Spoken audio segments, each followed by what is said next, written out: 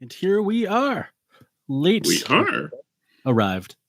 Well, you can be late or you can be not at all. We chose to be late. That's right. So that's a more responsible option, I think. Yeah. This is your bi-monthly Bad Internet Friends BIFcast. We're not quite a podcast yet. We are a stream. Yeah. We're here to answer your questions and pander to the audience. And tonight we're actually talking about something close to Ivan's heart, and I have no idea at all whatsoever. You've painted some. So we're going to talk about historical wargaming, but you've painted some dudes. I've seen them. It's true. Yeah. No, I've definitely dabbled in history. Yeah. So everyone has dabbled a little bit in history since you live in the same world it took place in. So I in the description I promised we would talk about the War of 1387, which I made up as a number, but turns out it actually was a war. Oh, who was fighting? Oh, it was the War of Castile, I believe. Castile, maybe. See, I think I've played them in Europa Universalis. Maybe it was 1367. Not 87. Oh, I'm sure there were some people who were still kind of having it out in 87. Old habits die hard. The internet says it was a quiet year. All right. Well, that makes it an easy year to build a war games army for. Just paint some dudes who's standing around with their spears. That's right. Peaceful times. Just use some farming. Yeah, which is probably dangerous enough in itself. Those turnips aren't going to grow themselves. Absolutely. Plus wild pigs and like belligerent German squirrels or whatever there's a lot of worries and risks in medieval Europe. It's a dangerous place. Absolutely. Okay, so what do you got for us this fine evening? Yeah. Well, it's funny. I think I've told this story before, but I don't know if I've told it on stream here. But when we were sort of serious, teenagers, and we were sort of seriously getting into gaming, we didn't really consider that there were different kinds of gamers. We knew there were different kinds of games. There were miniatures games, role-playing games, and cards and board games and LARPs and all this stuff. And we just wanted to play all of it. We mostly played miniatures and RPGs. But if there was a game, we wanted to play it. And that extended to we wanted to play sci-fi stuff, less fantasy, but we still wanted to play that. We wanted to play historical stuff. If it was out there, we were just, eager and excited. And it was kind of when the internet was becoming more of a thing. So you could learn about all these games that we then wanted to play and usually couldn't because the stores couldn't order them because the internet was there, but it wasn't cool yet. So it always surprised me later on when I would talk to people who are gamers, and I would just assume that if you played Vampire or Dungeons and Dragons, then obviously you also played Warhammer, but that was not the case. Or just because you can play board games, there's no guarantee you have a Magic the Gathering deck. And the same thing applied for miniatures gaming. Just because you play science fiction games doesn't mean you play historicals or the other way around. So it was always a bit of an adjustment of this is how normal people think about games, because most people don't have time to do everything, and they are weirdos who want to play the same thing more than once. But the other thing that happened is this kind of coincides with me moving to the United States, but it wasn't specifically because of that. We had dabbled mostly in World War II stuff, but I started getting the interest in the First World War as well. And we played a little bit of stuff. And after I moved, it was right around the time when 4th edition 40K came out. And I was pretty burned out. We had played throughout all of 2nd and 3rd edition, and by the end of 3rd edition, I was kind of done with it. So 4th edition came out and was just kind of more of the same. It was better, but it was still kind of more of the same thing. So I was kind of looking for something that would be something different, and at the same time, I started just really getting the passion for, especially World War I and the Russian Civil War. So that's when I really started considering myself more of a historical gamer and started kind of switching more to that. Not letting go of sci-fi, obviously, but just focusing more on my personal gaming became more historical stuff. And then now that I write a lot of games for work, it's obviously very heavily sci-fi based. So it's kind of, my personal gaming has always been historically oriented for the last 20 years, and more so these days because it's more relaxing in a way. But it's also something where I can Well, I guess we'll talk about that. But that's like my sort of history or path into historical gaming, how it came about. Like a lot of people, started with sci-fi games and Warhammer, basically Warhammer 40k, basically, but then worked its way around historical gaming and kind of didn't end up there. But like that's been kind of the bigger house for a while. Now you don't really play historicals, but you have painted some little historical guys. How did that come about? Was it just for a like something new to paint? Probably. Well, you were like there. Tanks. I mean, I love tanks. I love these little tanks. Mm-hmm. You know, this is a T-54-1, I think. Has a little gun sticking out the back. I don't care about any of the wars in a gaming sense. Like, I think they're very important, the wars, but to play a war doesn't really interest me. But the stuff in the war interests me. So it's hard to resist a tank. Yeah, when I'm playing Flames of War, I'm not thinking, oh, I'm reenacting this one battle that happened. In my mind, I'm not playing any battle that ever happened. We're just playing with these cool miniatures. Yeah. And I have like a really big separation. War, basically. Yeah, exactly. We're playing a game to me. Like, whenever it comes to anything based in real life, to me, it's always just a game. It's not. Yeah. Well, it doesn't fuel my imagination. And I also don't want to, like, I'm not trying to project myself into how the people felt or anything like that, which is horrifying. Yeah. Well, yes. Well, that's one of the things that the more you learn about it, it always like surprised me. I don't know that I would say I'm like a pacifist specifically, but I'm certainly like view towards that. And I think part of that is like just reading about and realizing like what it was actually like for some of these people. And you can only like kind of imagine, you know, like if you haven't been like shot at, hopefully you never have. You can't imagine what it's like sitting in like a pit somewhere with like bullets flying around you. And yeah, pellet guns can't break skin for the most part. I'm fine. No, they're still pretty scary from the receiving end. So, you know, like you can't really like fully understand, but you can sort of get a grasp of it. And the lesson seems to be from every like conflict ever that it's pretty fucking awful. It's actually like a really bad deal to go run after those things. But I think there is I think this is definitely like I don't know what you would call like a minority view with historical games, but it is a view out there that like, yeah, they are games. Like you're sitting down and playing a game and pushing around plastic soldiers, and they have specific like stats because this tank was like that in real life, but they don't really mean like more than that. It's not standing in for like the heroic effort of Third Guard Shock Army or whatever. Like it's just a playing piece that has +1 to hit and armor piercing 3 or whatever however the game works. It kind of leads into it because I know there are people who will like make up their own countries and they'll just use, so they might have like Japanese infantry and like Soviet tanks because that just looks good together and they'll just use those, but it's their own country and like their own made up world. So it's almost like an anime kind of thing. Imaginations. Yes, sir. Imagine. Which I think was like invented by people who wanted to play Napoleonic games, but they didn't want to like research actual Napoleonic uniform to get like the cufflinks right or whatever. Oh yeah.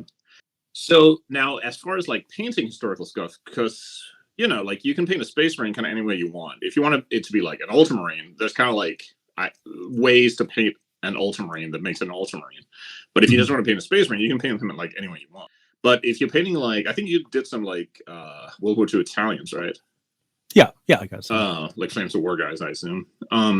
And for them to be like World War II Italians, you know, there are like certain ways they should look and certain colors. And so how did you feel about that? Or did you even do that at all?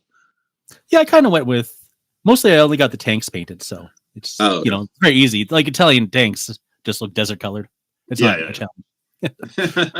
However, I do have one video from quite a ways back where I painted some GHQ Vietnam, like American Vietnam era troops. Yeah, they're like in desert colors. Yeah, and give them desert racing. And some people liked it, and other people like, why are they desert colored? Like, well, I wasn't going to use them in a Vietnam war game. I just wanted that era of troop on a little base. Some Peter Pig Vietnam Americans that I used for as generic like sci-fi troopers because they look kind of cool. They had like big helmets and you know big machine guns and stuff. They just kind of look cool. I think though, if I was painting the infantry, which I will eventually for the Italians. I would go with what they would have had as the uniform. So I think the Bersaglieri would have like the black feathers and little. Oh yeah, you got to do the feathers. Yeah, but you know, I'm not going to get like too crazy into very specific forms of the uniform because I'm not trying to portray them in the African desert exactly as they were, just that just general kind of scenario. The idea of like Italian infantry in the desert. Yeah. You know, exactly. It's like how you can paint like generic, like, I don't know, like World War II Germans versus like the specific, I don't know, like 37th Infantry Division or whatever. Mm-hmm. You know, you just kind of stand them in as. And I think that's one of the things that people can feel kind of discouraged by, is the idea that you can like get it wrong and like super anal retentive nerds will like get in your business over you painted like the rivets the wrong color or whatever. Yeah. But I think all my British tanks are in BEF, two-tone camo. Yeah. I just love it. I love the two colors together. So yeah. Although I will say, I think I don't know if the whole like rivet counting thing is as much a thing anymore. Like when I've been to like events and stuff, I haven't really heard it. Although I'm sure if you showed up with like a pink like Nazi army, people would like be weird about it. See, that would be cool. But I think there's a pretty wide range. Like I've shown up. The famous XM was like the German uniform color in the World Wars, field gray, Feldgrau, which is like you can go to museums and look at uniforms that's been preserved, and they are like 200 different shades. Some of them are like deep green, some are like flat, like light gray, and everything in between. And I've shown up to like events with like some of the earliest 5-minute Normandy games were like at a local store doing little demos, and I literally just painted my Germans like a flat like slate gray, and absolutely nobody like complained about it.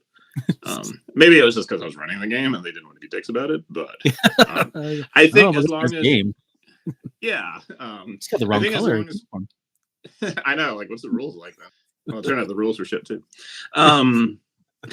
But I think as long as you're kind of in the wheelhouse, I don't think anyone is like really going to get in your business. I think people will appreciate it. If you're into it and you go the extra step and you get it all, like all the details right, all the belt buckles and, you know, straps and all this stuff. If you get that correct, because you're really into it, or it's like a specific, you know, I'm doing the 3rd Infantry Division of the BEF or whatever. Like people respect that, but I think that's kind of like an overblown fear. Or maybe like it's worse on the internet because, you know, 200 people see your post, there'll be one dude who's an asshole. Right? So that's right. Skis is just mentioning that he gave all the exact reasons why he's never that interested in historical games. Yeah, well, that's fair. The uniform thing. Yeah. I think you sort of get the hang of it. I think it's more. I get intimidated by like Napoleonic stuff because those uniforms are like they're both really beautiful, and you can't get away with just covering them in mud. If you're painting anything from the 20th century, if you mess it up, just like apply mud and dirt all over it. That's what they would actually look like anyway. But maybe hopefully I can share a few things about why historical games are actually really cool. I guess we could start in like a practical sense of like the miniatures, since that's what we're kind of talking about. But I think this may actually be a bad selling point to like people who are likely to listen to this podcast stream thing. We're just going to call it a podcast until like people change the definition of podcast to include streams. Yeah, exactly. That's how language works. You can just say something and suddenly like everyone says it. It's on TV. Mm-hmm. Yeah. But one of the cool things is that you are never really, even if you're buying miniatures for a specific game, like Bold Action or Flames of War, you're not really buying miniatures for that game. Like if you're buying like a box of like U.S. infantry, they're just a box of U.S. infantry and whatever scale you bought them in. You can take those exact figures and you can go play Bold Action or Chain of Command or anything you want with them. And that goes for like any scale, you know, like I've owned quite a few Battlefront figures and I've never played Flames of War with them. Not that I dislike it or whatever, but at the time we were playing Crossfire and something else. Troops, Weapons, and Tactics is what we were playing. And that's what those figures went into. But, you know, Battlefront still got paid. And they were perfectly good deals for those, like, platoon blister packs they used to have. You just got everything you needed in, like, one little pack. Mm-hmm. But that's kind of, I think, one of the first things, especially if you're coming from something like Warhammer, where, like, for sci-fi games, there's a lot of figures that obviously are, like, pretty universal. But for sci-fi games, it's more likely that there are bespoke figures you're supposed to buy. And conversely, you can have figures that kind of only go in one game. Like if you ever bought like War Machine figures, a lot of like the big, you know, Magic, Steam robots or whatever, they're kind of hard to. A lot of games just don't have anything that like fits into. Yeah. So you end up with a figure, or like really weird, like some of the really like specialized like Tyranid figures and stuff. They can be kind of hard to find a role for in another game. But with a historical figure, that's never going to be the case because they're like, they're an actual thing. The worst case, you may have to find like stats for that one tank, but that's not that difficult. If you have the stats for one tank, you can kind of figure like what's close enough. But you're never going to be in a position where you bought like some, I don't know, Napoleonic miniatures and they can only be used playing black powder because it's just not a thing. Yeah. So I think like the figure choice, and it also worked, like I was talking to a friend of mine today because he was curious about buying some bolt action stuff. And I was mentioning, well, you can also look at like Wargames Atlantic stuff. And there's other, like it all kind of goes together. So you have more choices in a way that if you're used to 15mm sci-fi, like we talked about last time, you're already on board with that because you're doing that anyway. But I think for people coming from other fantasy or sci-fi games, that can be a really powerful thing to kind of realize like, oh, I can just get the dudes I want. I can get the stuff I want. And in a way that is completely independent of the rules you want to play. As long as you and the people you're playing with are building the same scale and basing, in a compatible way, it doesn't matter. You can switch rules. It's not a big deal. If you start off playing bolt action, but you decide later you would rather play, you should play History Dash. That's a great game. I heard it's good. Yeah. I heard the writer is kind of a dick though, but what are you going to do? Hates his guys gray. But you can just take your stuff and you can go play the other game. Maybe at most, if the other game has like the army's a little bigger, a little smaller, a little different. So like if you've been building bolt action squads that are like small, and you move to History Dad, you might want to like bulk them out to full squads. But you just buy like a couple of guys. You don't have to like start your army over. Then later you decide you want to play like chain of commands and you want to play like full platoons with some support, and you're already there. You can take all that stuff with you. Like the same armies that I originally had based for like Spearhead got used in like Command Decision and Crossfire and a bunch of stuff. So your stuff goes with you to a bunch of other games that you can play completely independently. Like it's really your army and then what you choose to do with it, which I think is really powerful. And again, it exists for sci-fi and fantasy, but a little less just because you can get more out there figures. Like the more basic your stuff is, like if you just have some elf like soldiers, archers and spearmen, you can kind of use them in any game. But that, the game might not have a rules for like your whatever. You have an elf and like a Pegasus or something. Yeah. So I think that's like a really powerful. You just get to carry all that stuff over, and like you don't have to like restart your investment, because that's the other part is, especially with like sci-fi stuff. And if you bring your army with you into another game, it may be the same miniatures. They may kind of be the same thing in your head, but in the rules, they're not necessarily like the same army. They might be, like a lot of people if you're buying, or you get into something like, I'm just going to show myself here and say like 5 parsecs tactics. Your human infantry are probably going to be like Unity grunts. So they're not quite the same as what they were when you played like Star Grunt, where they were like, I forget the factions they have, but like those guys, Eurasian, Solar Union. Yeah. I mean, they could be. That's up to you, but it changes a little bit. The stats will kind of change the way they perform. A lot of times people will want to translate like their Space Marines into other systems, but those systems don't really like make a Space Marine work the exact same way that they do in one, because they just have different priorities. Whereas if you're bringing your like Soviet army with you, they're always going to be a Soviet army. They may still perform a little differently the new game you're playing or the game you're switching to, but they're fundamentally still like a Soviet army. It's the same army. You got to take it with you. I hope that makes sense. It's kind of a abstract point, I think. Well, yeah. Soviet army does what it says on the tin because everyone's building a system to accommodate the Soviet army. Yeah, not because sci-fi game is building a system to accommodate the genetically engineered super soldiers who can spit acid and have 5 hearts. And although I think nowadays everyone does kind of have that, so maybe that's like old thinking. But yeah, so I think that's like a really powerful thing as like a builder and a collector. The second big advantage I would say is, and this is going to be a little like school teacher or like a dad, so skis in the chat, you should pay attention here, is that 2 things. One, you can actually learn something. You don't really have to. You can know nothing about history and still play a historical game. That's fine.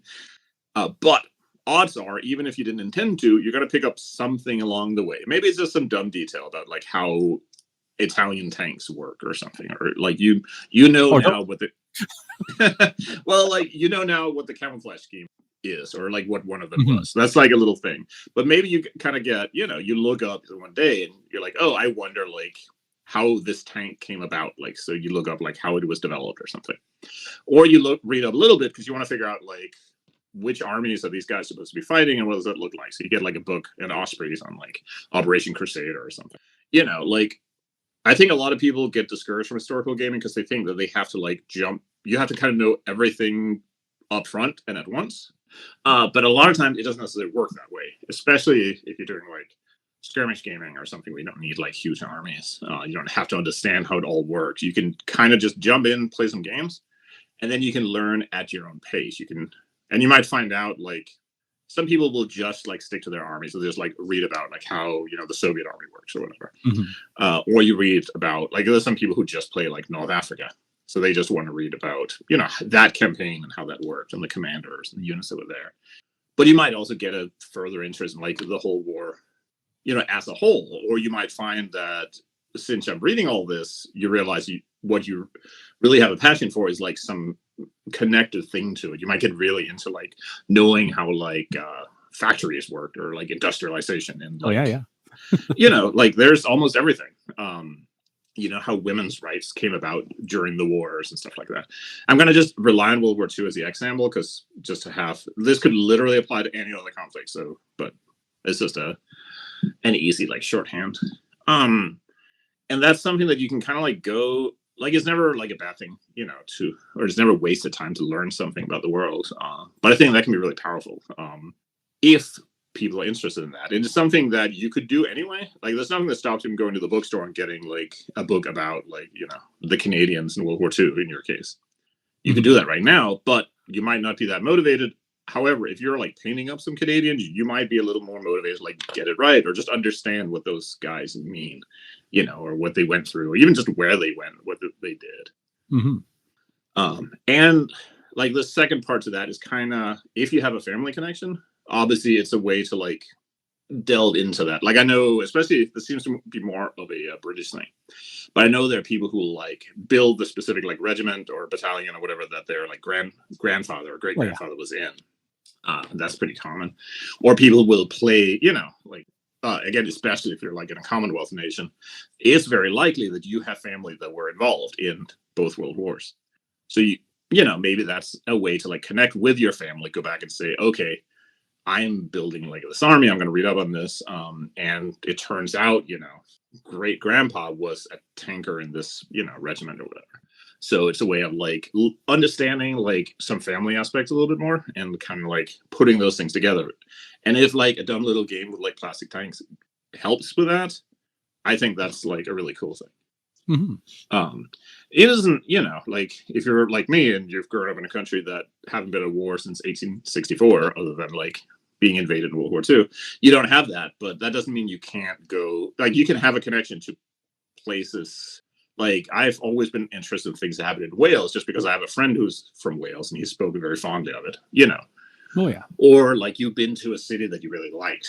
So you read up about stuff that happened there, like it can be anything, but anything that gets you like thinking about it and, just learning more about the world and painting like toy soldiers and playing fun games in the process, I think is really cool.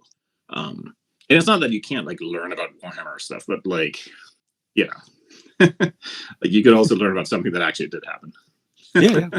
I'm gonna be a little like snooty. Yeah, some people get deep into Warhammer lore, which is weird because it changed so much over time. Yeah, well, that's the thing. The lore you're really into is just going to change in the future anyway. So yeah, well, I guess they have this thing where it's like it's all true, both the old and the new version, and the next like all is simultaneously true. So you can just like pick the one you like the best. It's like, which timeline? It's like making sense of like Doctor Who timelines or something. It's like at some point it all happened, even though none of it could happen simultaneously. So I think that's like I think on the rules side of things, like historical games can have a different approach to them. Some of them can be a little more old school, but I think like you can find stuff that is like the equivalent of Warhammer bolt action.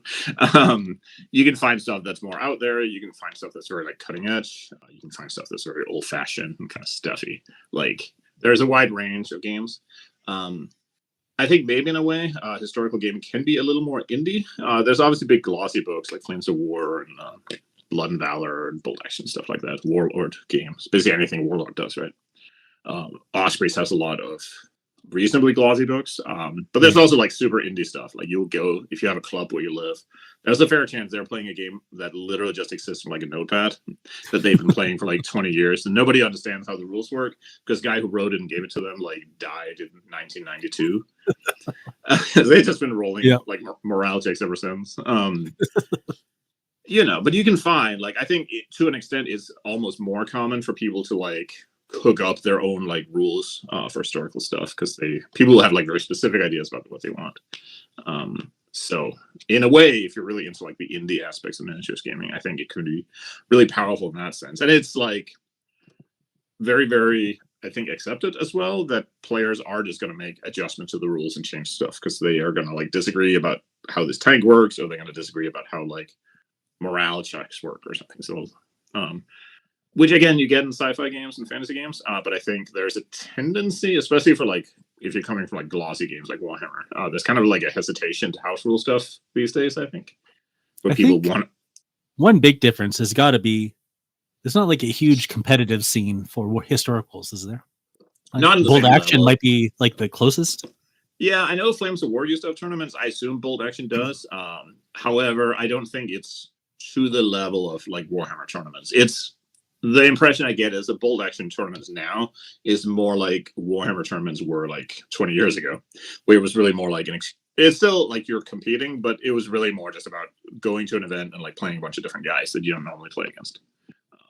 So there is a little, you'll see people talk about it a little bit, but not to the same extent. But I think you're right. Like without a competitive scene and like a meta that everyone has to like try to meet and stuff, it's a little more freeform, even if it's points during game, which is no guarantee. People are just a little more open-ended with it. I think there's a little more understanding of like, hey, let's play this game, but for this game, we're going to change like artillery to work like this. So it is a little more, I guess independent is a good, like players are just a little more in control of things. Of course, if you write your own game, you're like literally in control of it. So and then when you get the rules wrong.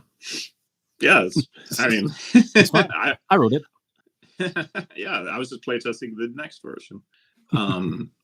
But I think obviously there's also, I think there's a lot of, I hesitate to say misconceptions, even though that's what I wrote on my notepad or index card here. So I'm going to say perceptions instead. I think there are some perceptions of historical gaming that doesn't do it any favors. I think there's definitely like a perception that it's very stuffy and boring. I think a lot of people feel that if there's not like magic spells or like 200 different types of Space Marine or whatever, then it's going to be boring because it's just like dudes. And I think, and it's almost in a way like that's not entirely wrong because like even in like World War II, you're not going to have like 50 different types of infantry. If you're playing like Italians, you're going to have like the dudes with the feather hats, and you're going to have like regular guys in black shirts, and like maybe you have a couple more, and you can change up their like stats or quality or stuff a little, but they're all kind of going to be like dudes.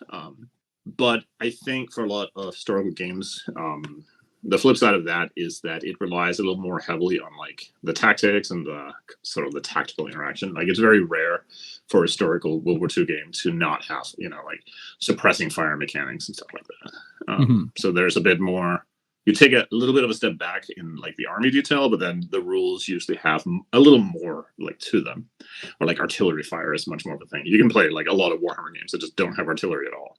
You're not really going to play like a World War II game beyond like a certain level without having artillery.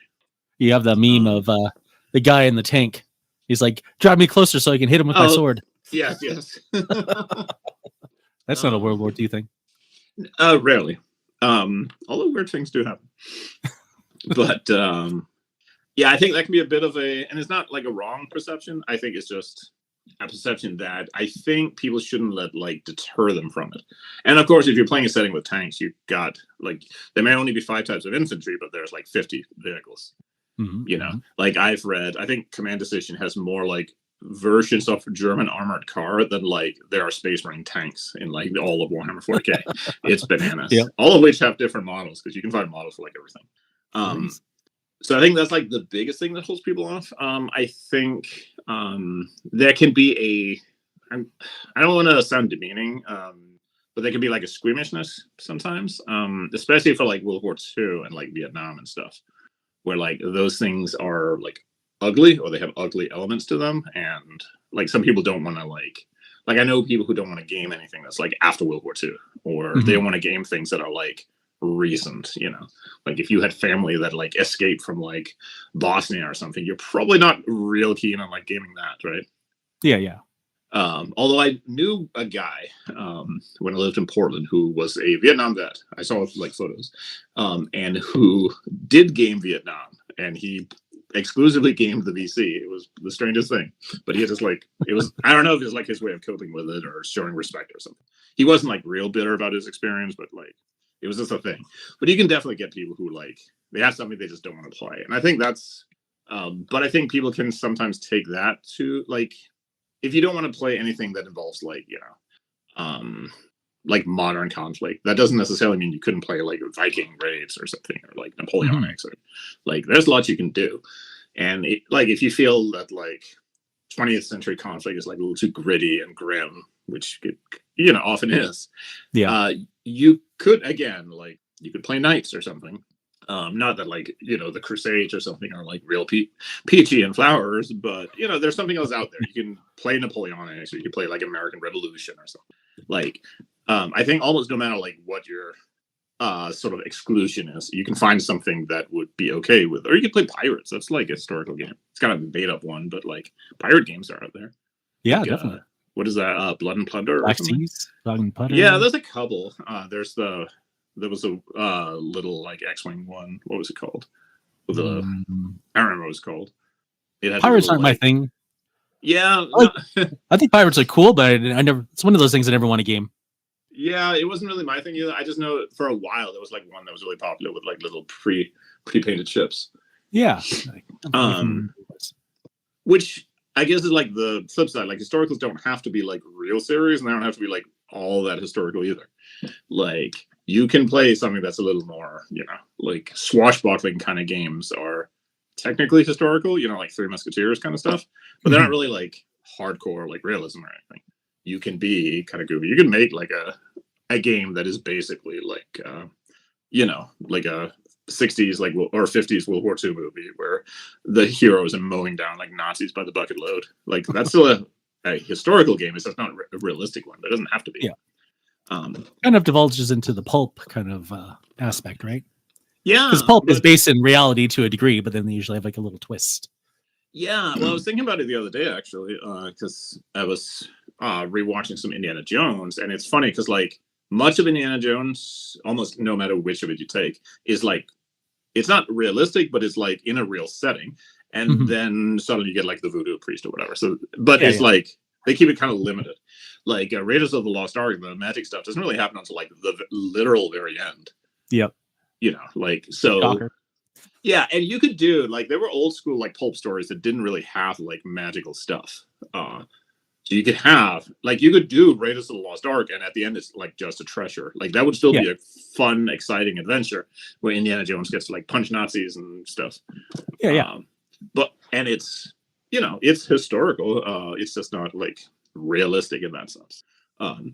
So I think historical games can be wider and more exciting than I think people sometimes, if you're sort of under the assumption that they're all like stuffy and boring. I mean, heck, if you did a game that was like James Bond is, I guess, historical, you know, James Bond is pretty exciting. You get to paint like a little Sean Connery. There we go. Somebody should do a like licensed James Bond game, and you have stats for like each version of James Bond from the movies. Yeah, I guess 7 TV is the closest.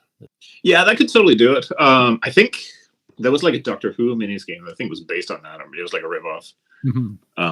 But it got like shut down when I think it was Warlord Games, or maybe it was, I don't remember who it was that got to do an actual Doctor Who game, and then nobody played that one. Yeah, I think it was Warlord. I think they might have been. I don't know if they even like do it anymore. So, but yeah, so I think this is kind of rambling just because I'm not good at planning stuff. It's fine. But I think there's a lot of like different angles you can go to historicals, and I think there's a lot of just like really cool, fun, exciting gaming.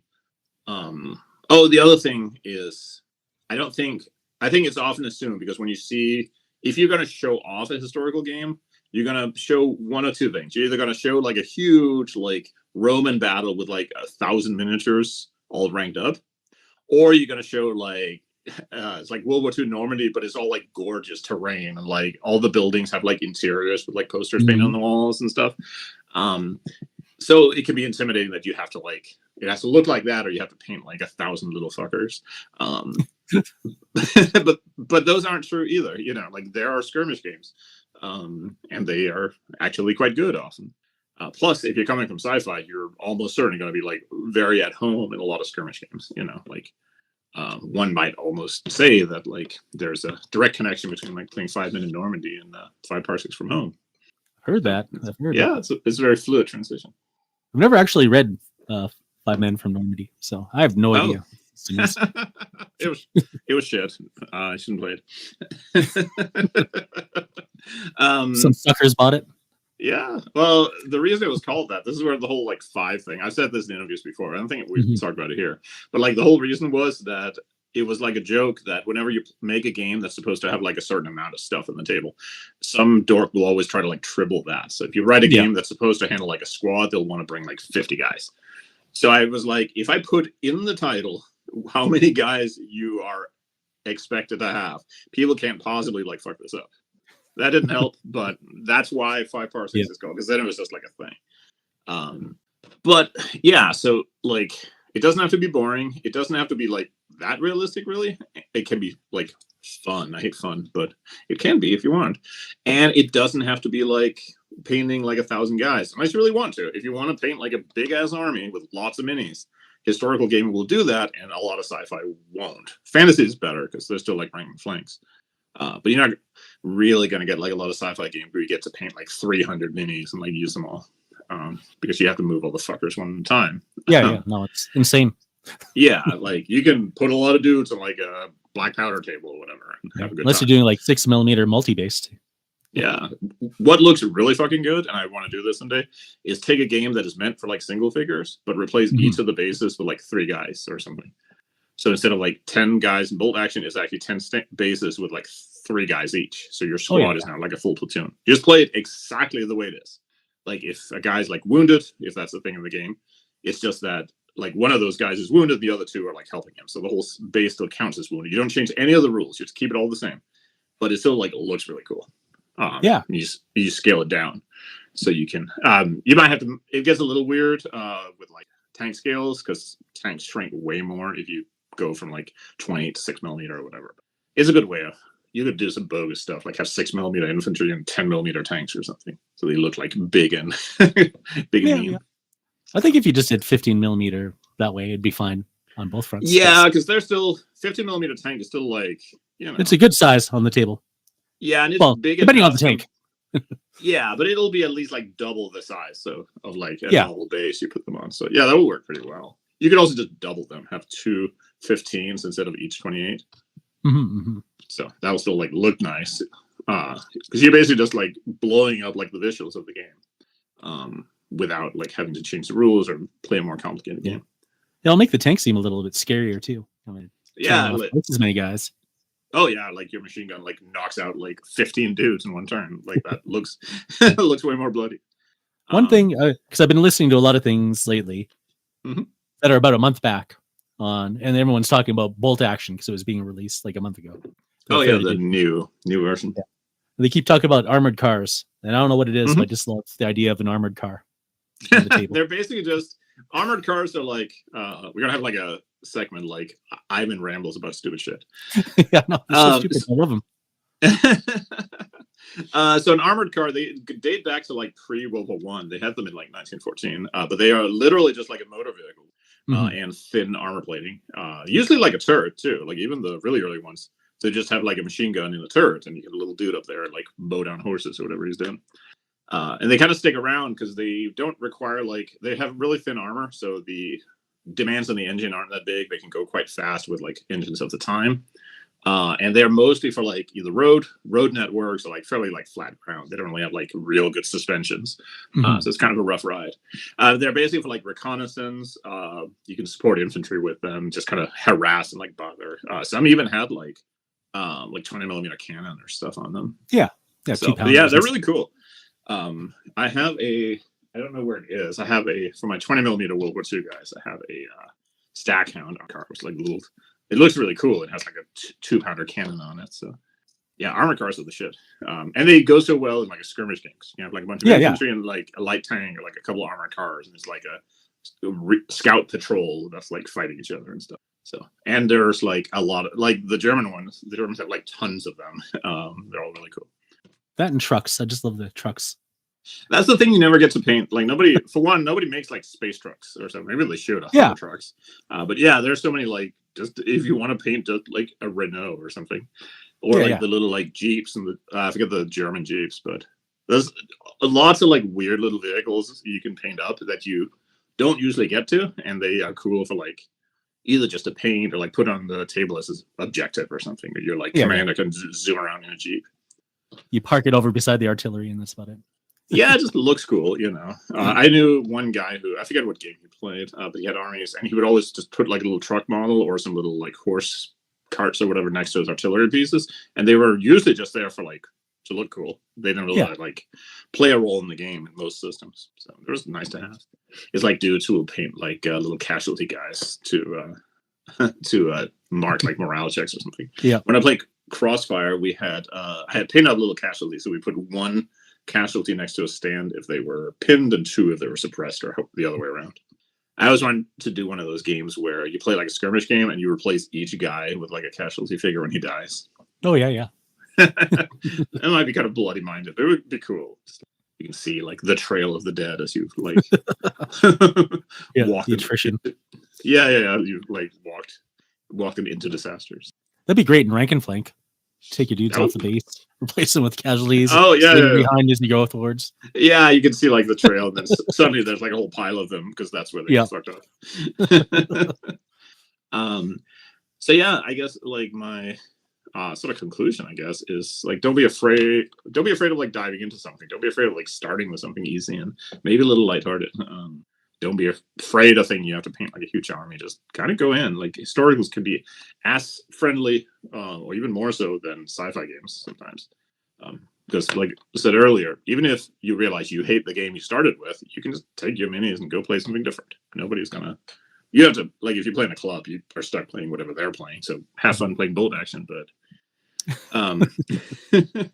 but you know, like sometimes you can in a lot of clubs and store stuff, you set up and run the game, you know, people will play like what you're bringing, or you can just build both armies. That way you can always like I've always been in a position, almost always, that the people I've taught to do miniatures games have been like role players, so they were not like real inclined to buy armies. I had mine, so I would just get 2 armies, so because they would show up and play, they just weren't really the types to like collect miniatures and paint them. So yeah, you gotta be that way sometimes. Sometimes you got like this friend, he's like, I really want you to play this game. It's like, okay, I have the miniatures, but I don't have any of the books. I don't know how the game works. Can you just teach me the game? Tell me what I need to build. They're like, no, you got to figure it out yourself. Like, I'm not gonna buy this stuff. I don't know if I want to play the game. I got the dudes. Just tell me what to build and I'll build it. I had an experience like that where it was 2 guys. One that was a role player. We had played some board games and stuff, and he was kind of curious about miniatures. And there was a friend of his who I didn't like, but he was okay. Actually, he was a dick, but that's a different story. He showed up, and that's the important thing. Yeah, he was there. So, and they had both gotten the idea. Suddenly, they wanted to do games. Like, oh, okay, that's fine. I have some World War II stuff. I have enough like 40K stuff we could put on a little game. I have some Warzone stuff sitting around. Like, if you guys tell me kind of like, what do you want to play? I'll just bring some stuff over, some terrain, some dice, some minis, and you can kind of like figure out what you want. And they were both like, no, we know. We want to play War Machine. Like, okay, but we don't own any War Machine minis. Like, no, we know. Like, we don't have any terrain for War Machine, really. Like, no, we know. We don't have a rule book. And I'm like, no, we want to play War Machine. That's the only thing we want to play. It'll be cool. I'm like, all right, fine. So I told them, like, you two go out and buy 2 starter sets and like put them together and we'll play. And then once we played, I'll pick out an army and like figure out which one to play. And we played no War Machine ever. Because it turned out what they wanted was for a different person to play War Machine for them or with them. Yeah. So that wasn't going to happen. But if you're really into it, like when I was during Russian Civil War, I just built 2 armies. So, we would have stuff. Mm-hmm. And plus, if you like enjoy the painting and collecting, you just get to do twice as much of it. I've been working on my Clash of Steel stuff, which is just it's based on Flames of War. It's all tanks, and all you do is just fight tanks and tanks. You got like shifting objective cards and stuff. It's actually a pretty cool system. I haven't played it, but like I like the way it operates in theory, at the very least. I think the Bold Action guys did like a tank game as well. That was just like you have like 1 or 2 tanks. Yeah, and then there was the Two Fat Lardies one. What a Tanker. What a Tanker. Yep. Yeah, that one looks really cool. The other one looked like it wasn't really my thing. But those are like, you literally just need like 2 tanks, like 1 or 2. Like I think it was Storm of Steel on YouTube. He was playing a game that was like 1 Tiger versus 2 T-34s, and that was just the game. Yeah. And he's played for like he had a great time. Nice. So I was going to say though, the thing about Clash of Steel is the only way to play it is to buy the starter set. You cannot play it without it. That's where the books and the cards and everything is. And it always comes with 2 factions. So you're always good. Like you always got exactly what you need. You can't just say, I want to play this game because you won't have any resources. Yeah. So in that case, you're basically set. I don't know with the Arctic Pencil one if that comes with stuff, but I mean, you can just grab a couple of tanks otherwise. I know what a tanker, you'll have to go and get some. But like, even if that's the case, like let's say you want like 3 tanks for each player. Like that's in 15mm, you're looking at what, like $45 per player? Like $15 per tank. That's probably. I don't think you get Zvezda anymore. I think Russia's out. So. Oh yeah. The cost has gone up a bit. Yes. Although you could get there's like the Victrix like plastics in 12mm. Those are very cheap. Yeah, you could do 12. So or you could. I remember me and the kid had gotten some like 3mm Pico armor tanks. Oh yeah. And we actually played some skirmish games with them because they were just big enough. You could put them on a penny. And like you can still tell them apart because those are like ridiculously detailed. But it was really fun to play with those, and you could literally play on like the back of like a notebook is how small they were. You could draw take a photo of like a forest and use that as your gaming table. Yeah, one of the Christmas bonuses one year from Ground Zero Games was a whole bunch of 3mm mechs. Oh yeah, the I forget the guy's name, but yeah, those were really cool. They had like kind of like rounded like proportions and stuff. They were kind of cute. Yeah, they're cute. They kind of fit in 6mm, kind of. I mean, a robot is a robot. Yeah. I think we had that like exact conversation, didn't we? That you can use out of scale stuff for, especially in sci-fi. Oh heck yeah! You could even make them into like little like reconnaissance droids for 15mm. Robots and aliens. You can put them anywhere. Yeah, basically. Tiny aliens or giant aliens. Just make sure the robot doesn't have like a little gun he's holding. So. Because it looks a little goofy. It's like they built him like a tiny little space pistol.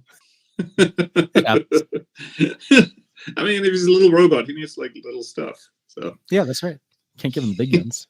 No, he can carry the little guy. Help him out a little bit. And balance him and fall over. Jeremy, yeah, that's right. That is what it is. He's got it. Jeremy, yeah. There was another guy too, wasn't there? Because I saw Brigade had just picked up maybe it was the same one. Oh, it might have been. I think they're with Brigade now. They were going to expand them. Either that or there's a different 3mm sci-fi guy out there. But yeah, they're coming back. Or something is coming back. So you should be excited. 3mm is my thing, so I'm not too sure. I kind of wanted it to be my thing, but I like infantry-based games a lot, and 3mm infantry is not real. I do have some World War I guys that I'm going to... Well, they're kind of generic guys. Well, they are legit World War I guys, but like...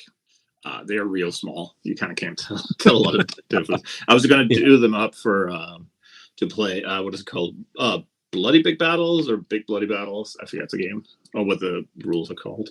And do like 1914, like Austria and Russia. So that's one of the projects. But they are actually small enough that I had spray painted them and put them away somewhere. It's like, and now I don't know where I put them. Like I literally like misplaced the armies. That's the downside of 3mm. Yeah. They're hiding in the corner somewhere. Yeah, well, and I had also spray painted like a couple of Road Trader like 40K guys, so You would think that they would all show up, but I don't know where in the house they are. Hopefully the cats didn't need them. So, well, I mean, that's asking a lot of your cats. Yeah, they're not too bad. We've been teaching. So Lancelot he likes to come up and sit if we're playing a game. He'll sit and watch, and he's pretty good. He doesn't try to like steal stuff. Lawrence is a little more rambunctious, but he's been getting better. Last night I was sitting and playing a board game solo, and he was just kind of sitting and watching. He was like looking real intent when I was getting stuff out of the box and stuff. But he was behaving. He didn't try to walk on the board or swipe the dice or anything. So that's very nice of him. Yeah, a little board game kitty. We used to have, when we left board games like set up, we have this system for kitty-proofing the board, which was putting little wooden cubes like around the edges, and then putting a second sheet of plexiglass like on top of it because they won't jump on that. So that way it could be like kitty-proofed. Nice. Because otherwise somebody would like go sit on it or something, and like suddenly like the entire eastern front is all mucked up. Terrible. Catified. Yes. Before we sign off, maybe you should tell us about your Nordic Weasel Games offerings on the historical front. So you have Knight Pike Sword, the aforementioned. Yeah. So now, ironically, Knight Pike Sword is now becoming a fantasy game. But yeah, so Knight Pike Sword is a medieval mass skirmish, as I called it. It's kind of intended to be. I was cheating a little bit because the units are basically like half-sized Lion Rampant units. So Lion Rampant, you need 12 men per unit, and for Knight Pike Sword, you need 6. But it's a true skirmish, so it's if you have 6 guys, they represent 6 actual guys. They can move and fight in units, but a little semi-independently, and it's apparently quite good. If you're a World War II guy, we've bit off that apple quite a few times. 5-minute Normandy is like the classic one. That's pay what you want, so you can get in, and it's very sort of solo campaign oriented. 5-minute Kursk is like the glossy deluxe version of that, with a little more stuff. You get tanks. Much nicer like presentation, also more rules. So it's a more built out game. And then the most recent one is History Dad, which was kind of intended as like for people who have been interested in historical games but haven't quite pulled the trigger on it. So it's very, pretty simple mechanics. They're still pretty tactical, but they're like on the simple side. There's not that much to learn. Everything's kind of consistent.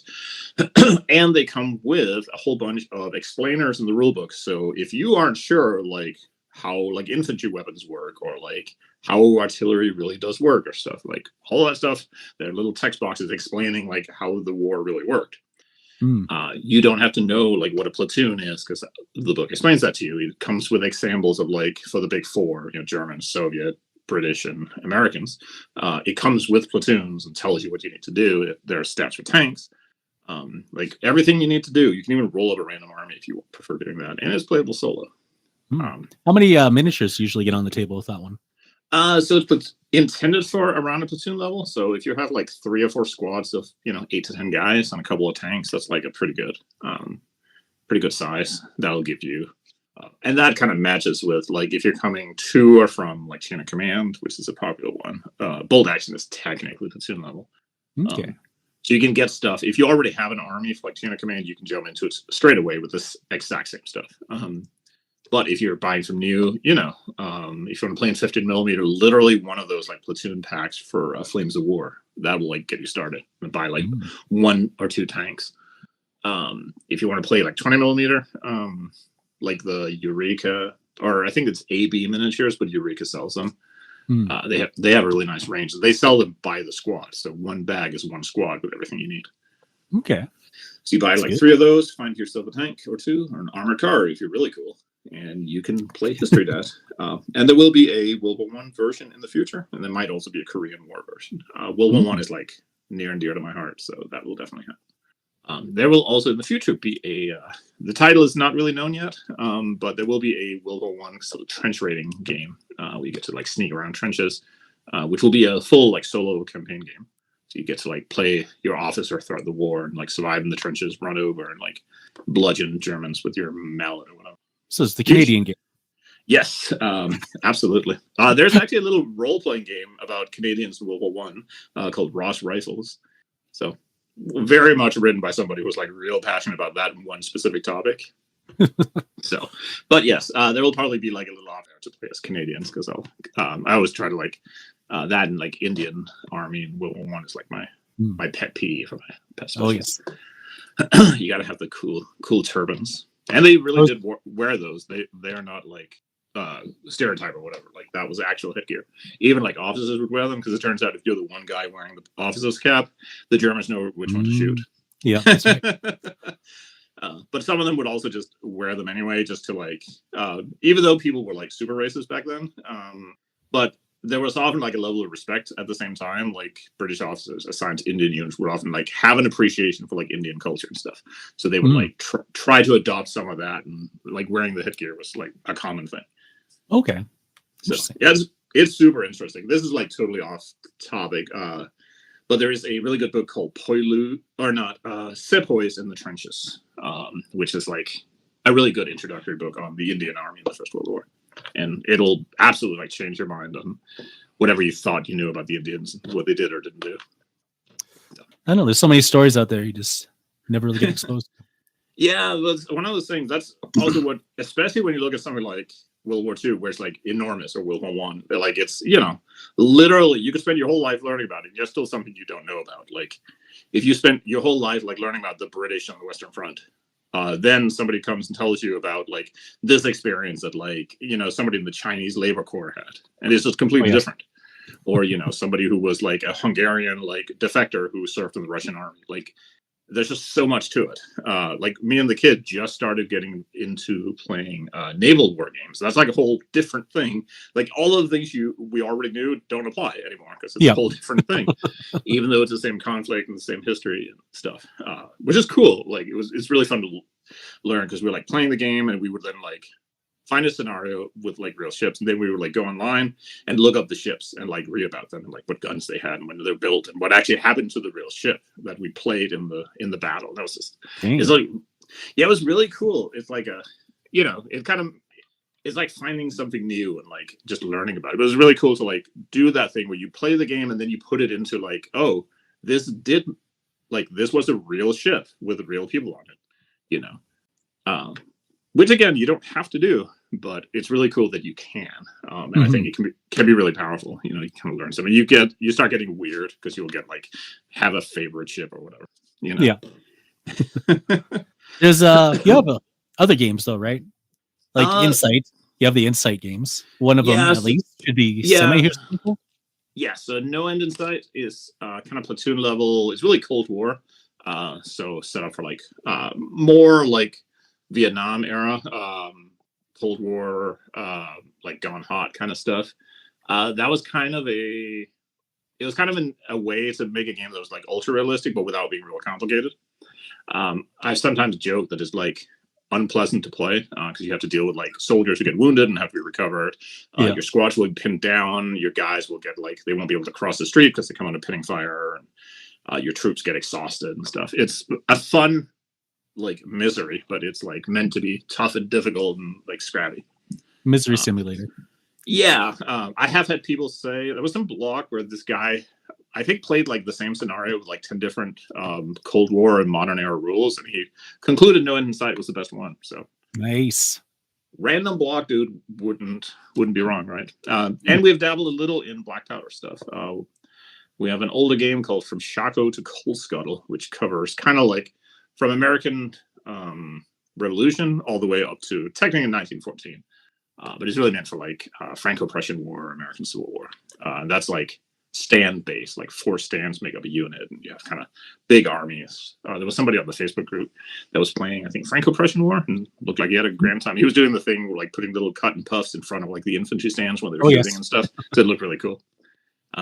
So yeah, we've dabbled and delved into a lot of things. There's still historical projects I would like to do in the future. World War I some finished off, maybe like 5 kilometers from Leipzig. Oh yeah. There is. It's a beta game, although it's being fleshed out, and I want to build it out more in the new year. But yeah, so it's the 5 parsec sort of mechanics, but set up for like generic Black Powder. So you can technically do like cowboys versus like robbers. You can do a little bit of like colonial stuff, but it's really meant for like skirmish actions. But it's the same sort of thing. We have like a handful of guys, and you name them, they get experience and stuff. So you get to do kind of you can set it up as you can be bushwhackers in like the American Civil War. You can play like sharp rifles and stuff like that. So, so there's some options. Don't the rules part can be covered real easy.